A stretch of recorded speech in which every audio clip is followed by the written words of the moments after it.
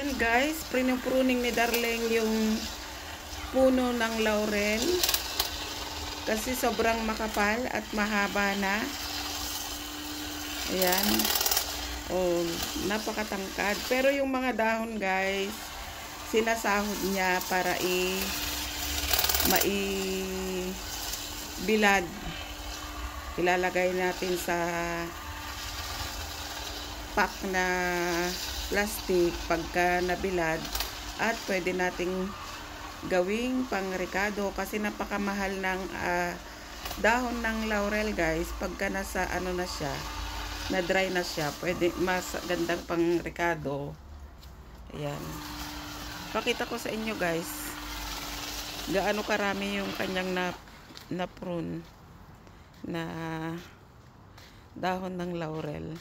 Ayan siya guys, sandamakmak.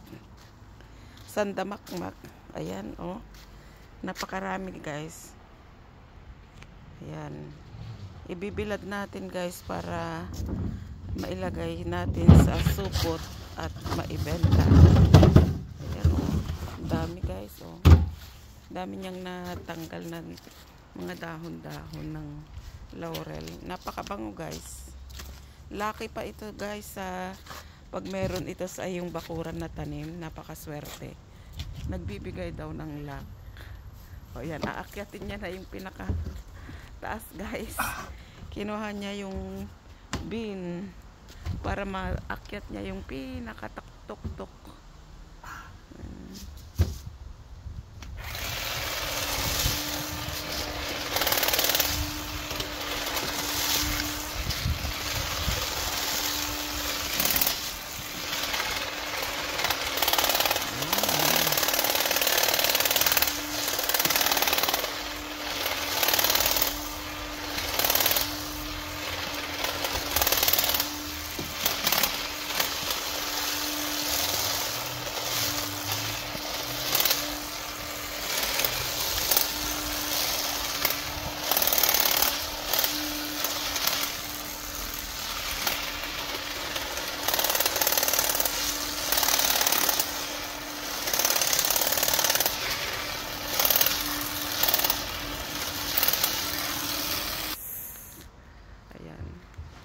Very happy ang mga bulaklak kasi napakainit ng panahon.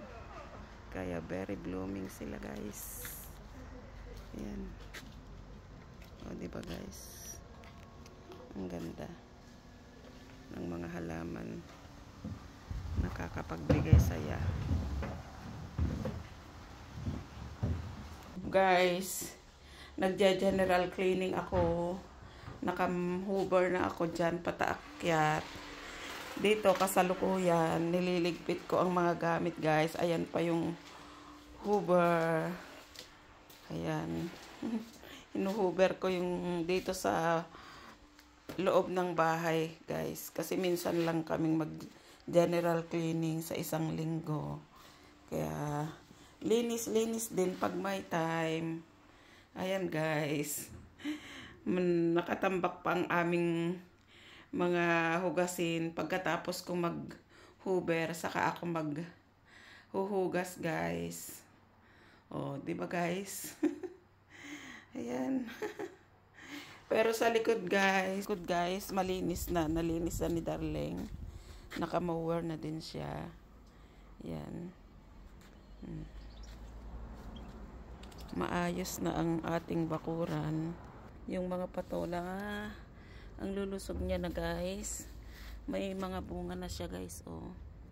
Ayan yung bunga niya guys, oh. May bunga na siya. Ayan. Ang tataba nila guys. Ang dami ng bunga, oh. Ayan na guys. Ang tanim na patola.